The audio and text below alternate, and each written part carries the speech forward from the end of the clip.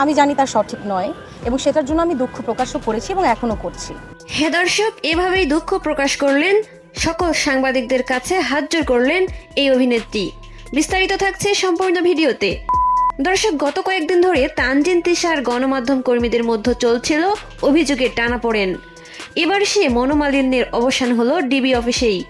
DB কার্যালয়ে সাংবাদিকদের হাতে পায়ে ধরে ক্ষমা চাইলেন অভিনেত্রী। অন্যান্য সাংবাদিকরা রেগে যায়। দর্শক, শনিবার অভিনয় শিল্পী সংঘের সভাপতি আহসান হাবিব নাসিমকে সঙ্গে নিয়ে ডিবি কার্যালয়ে উপস্থিত হন তানজিন তিশা। সেখানে উপস্থিত ছিলেন গণমাধ্যম কর্মীরাও। দর্শক, গণমাধ্যম কর্মীদের উড়িয়ে দেওয়ার হুমকি দিয়েছিলেন তিশা।